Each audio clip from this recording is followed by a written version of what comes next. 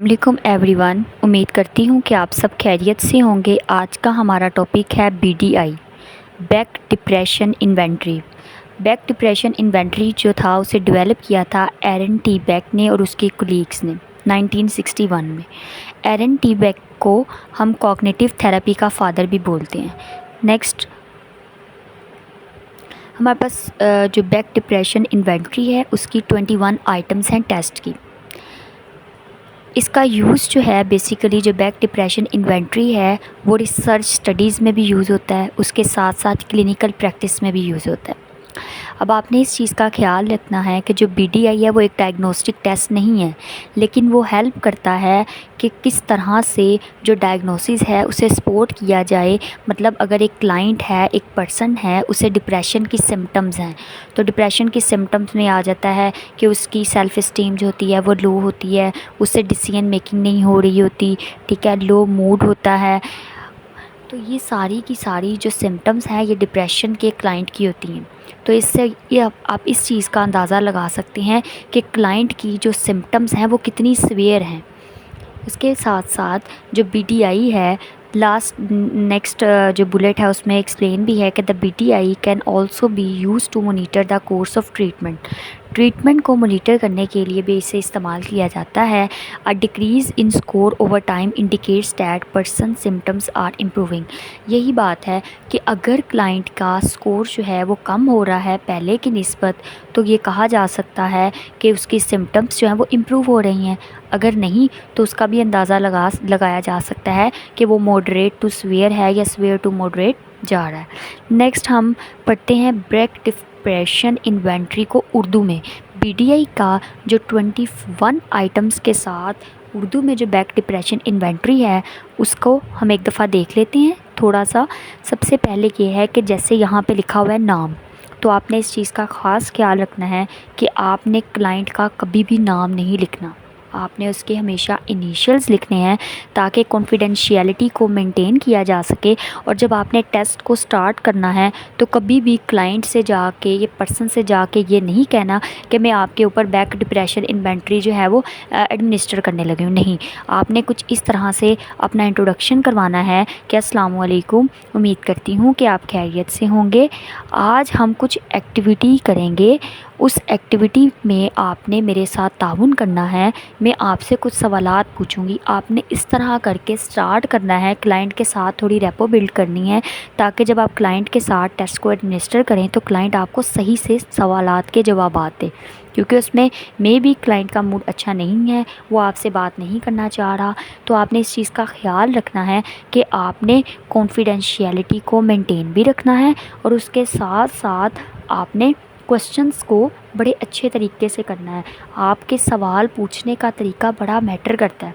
जैसे यहाँ पे नाम है तो आपने इनिशियल लिखना है, अज़वाजी ज़िंदगी अगर वो शादीशुदा है तो बता दें, नहीं तो फिर यहाँ पे क्रॉस लगा दें या खाली छोड़ दें। उम्र बताएं क्लाइंट की कितनी है, जिन्स बताएं, पेशा क्या है, कारोबार करता है क्या, और तालीम कितनी है। फिर आपने क्लाइंट को बताना है, पहला सवाल आपने उससे पूछना है, मैं अफसरदगी महसूस नहीं करता। इस तरह आपने बताना है, चारों लाइनें बतानी है, लेकिन क्लाइंट को बताना है 0 1 2 3 4। आप बताएं कि ये आपको मसला जो है वो कितना ज़्यादा है, वो बताएगा। आप उसे रेटिंग थोड़ी सी बता दें कि 0 का मतलब है ना होने के बराबर, 1 का मतलब है जी थोड़ा बहुत अफसरदा रहता हूँ, 2 का मतलब है थोड़ी बहुत, उससे थोड़ा ज़्यादा बढ़ा दें, और 3 का मतलब है थोड़ा और ज़्यादा।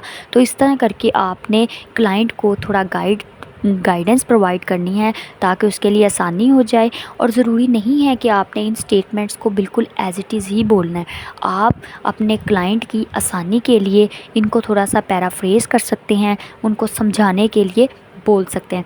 इस तरह अगर क्लाइंट ने कहा है जी स्कोर 1, मैं अफसरदा रहता हूँ, तो आप दूसरे क्वेश्चन पे शिफ्ट करें।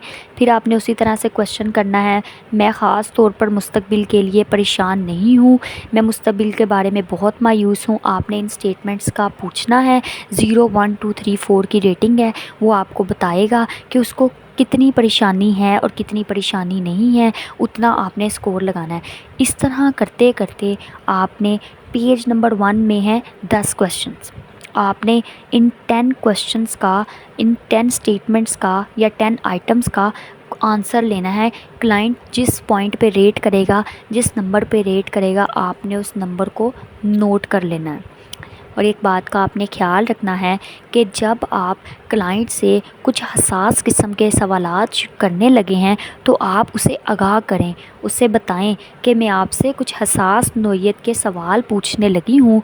अगर आपको किसी किस्म के लफ्ज़ की समझ ना आए या कोई परेशानी दुश्वार हो तो आप मुझे ज़रूर बताएं। तो आपने इस तरह करके क्लाइंट को थोड़ा मुतमिन भी करना है और उसको नॉर्मल भी करना है, और आपने उस चीज़ का ख्याल रखना है और क्लाइंट को बताना है कि मैं आपकी और जो मेरे और आपके दरमियान बात होगी वो किसी दूसरे या तीसरे पर्सन तक नहीं पहुंचेगी, हमारी बात हमारे दरमियान रहेगी। आपने क्लाइंट के साथ अच्छी रेपो बिल्ड करनी है ताकि वो आपको अच्छे आंसर दे सके।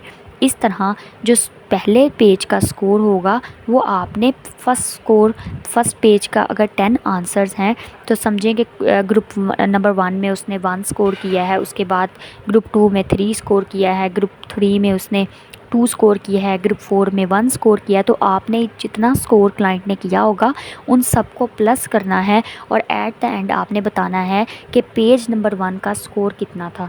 सपोज़ करें कि क्लाइंट के पेज नंबर 1 का जो स्कोर था जी वो 11 था। नेक्स्ट जो है इसी तरह से पेज नंबर 2 है, पेज नंबर 2 में 11 क्वेश्चंस हैं। आपने उसी तरह से क्लाइंट को अगर आप चाहें तो इंस्ट्रक्शंस को 1 से 2 बार एक्सप्लेन करें ताकि क्लाइंट को समझने में आसानी हो सके। सफ़ा नंबर 1 जो है उसका स्कोर अलहदा से प्लस करना है, सफ़ा नंबर 2 का स्कोर अलहदा से प्लस करना है। फिर उन दोनों को ऐड करके आपने फुल स्कोर बताना है कि क्लाइंट का पेज नंबर 1 और पेज नंबर 2 पे टोटल स्कोर क्या आया है। सपोज़ करें जी क्लाइंट का स्कोर आया है 28। तो इस तरह फिर आपने उसकी कैटेगरीज़ जो है वो आगे नेक्स्ट मैं डिस्कस करती हूँ कि अगर स्कोर 30 है तो क्लाइंट को किस तरह का डिप्रेशन हो सकता है, माइल्ड, मॉडरेट, सीवियर, तो उसको हम डिस्कस करेंगे नेक्स्ट स्लाइड्स में। तो उसके बाद आ जाता है जी बैक डिप्रेशन इन्वेंट्री इंग्लिश में। पहले जो मैंने 2 पेजेस कवर किए हैं वो उर्दू में थे, बिल्कुल उसी तरह वो इंग्लिश में है। इंग्लिश में भी 0 से लेके 3 तक की रेटिंग है।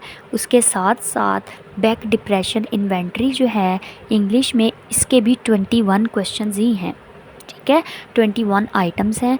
अब कुछ क्लाइंट्स ऐसे हैं जिन्हें अगर उर्दू समझ नहीं आती तो आप इंग्लिश वर्जन यूज़ कर सकते हैं, लेकिन क्योंकि ये पाकिस्तान है तो यहाँ पे जो मोस्टली लोग हैं या समझें कि आलमोस्ट सभी लोग जो हैं उन्हें उर्दू ही समझ आएगी। लेकिन इंग्लिश के भी मैं 1-2 आपको पढ़ के सुना देती हूँ।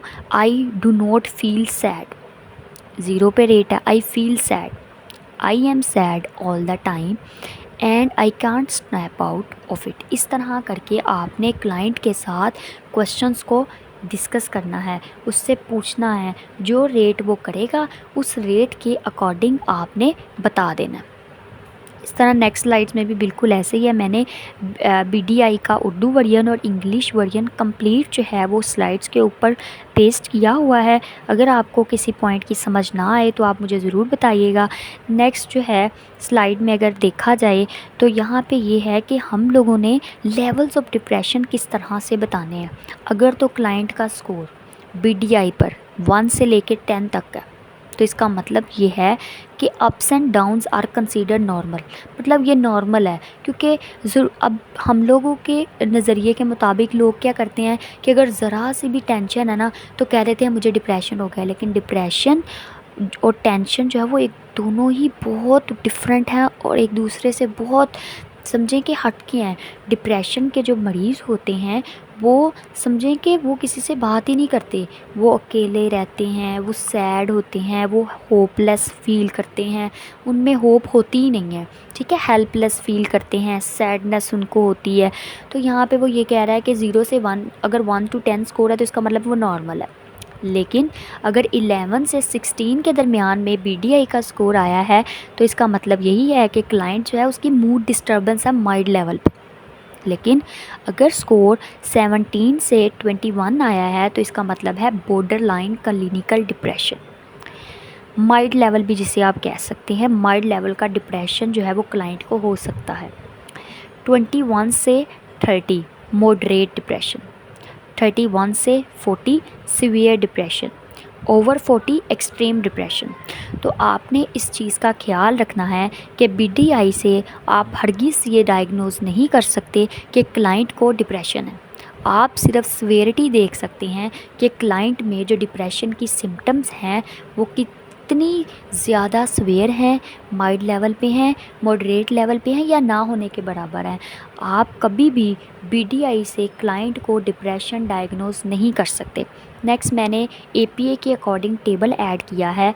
इसमें जो है वो स्कोर, रेंज और कैटेगरी जो है वो आपने ऐड करनी है टेबल में। स्कोर क्लाइंट का सपोज 27 आया है तो रेंज मैंने लिख दिया 21 to 30, तो कैटेगरी जो थी वो मॉडरेट डिप्रेशन थी। तो एपीए का जो टेबल है आपको पता है कि वो किस तरह से होता है, लेकिन मैंने यहाँ बना के दिखा दिया है। नेक्स्ट है स्ट्रेंथ्स ऑफ बीडीआई। बीडीआई की जो स्ट्रेंथ्स हैं वो ये है कि वो क्लिनिकल और रिसर्च सेटिंग दोनों में यूज़ होता है, वाइडली यूज़ होता है। सिंप्लिसिटी इसकी यही है कि इसे एडमिनिस्टर करना बहुत इजी है। 5 to 10 मिनट में बीडीआई को हम एडमिनिस्टर कर सकते हैं। ब्रॉड रेंज ऑफ सिम्टम्स, मतलब ये है कि ये हमें ये जो है ये डिप्रेशन की आलमोस्ट बहुत सी सिम्टम्स को कवर करता है, क्योंकि ये स्पेशली बीडीआई जो है वो डिप्रेशन के पेशेंट्स के लिए बनाया गया है। तो इसमें मोस्टली ये जिन सिम्टम्स को कवर करता है वो सारी डिप्रेशन से रिलेटेड है। अडेप्टेबिलिटी, लैंग्वेजेस मल्टीपल लैंग्वेज में है, ठीक है, जैसे उर्दू में भी है इसका वर्जन और इंग्लिश में भी है। जिन्हें उर्दू समझ आती है वो उर्दू वाला वर्जन यूज़ कर सकते हैं, जिन्हें इंग्लिश समझ आती है वो इंग्लिश वाला। वैलिडेटेड टूल का मतलब यही है कि जब ये इसके 21 आइटम्स बनाई गई थी 1961 में, उस टाइम पर ही इसकी रिलायबिलिटी और वैलिडिटी बहुत अच्छी थी। ये एक स्टैंडर्डाइज टूल है। कॉस्ट इफेक्टिव ये है कि ये जो है इतना ज़्यादा एक्सपेंसिव नहीं है, ना ही ये टाइम कंज्यूमिंग है, स्टैंडर्डाइज टूल है। लिमिटेशंस अगर बैक डिप्रेशन इन्वेंट्री की देखी जाए तो ये एक सेल्फ रिपोर्ट मैयर है। तो इसमें यह भी हो सकता है कि जो इंडिविजुअल है उसके जो रिस्पॉन्सेज हैं उसमें बायसनेस आ जाए, सब्जेक्टिविटी आ जाए, कि उसका जी मूड अच्छा नहीं है, सिचुएशनल फैक्टर्स को देखते हुए उसका मूड अफेक्ट था तो उसने सब्जेक्टिविटी दिखाई और उसने गलत मलत सा फील कर दिया। तो इस चीज़ का बड़ा ख्याल रखना है कि जिस टाइम पे क्लाइंट जो है वो आप उससे फील करवा रहे हैं तो वो किसी किस्म का बोर ना हो रहा हो, वो बेजार ना हो रहा हो। आपने क्लाइंट से बार बार पूछना है कि आपके बताई गई इंस्ट्रक्शंस की उसे समझ आ रही है या नहीं आ रही।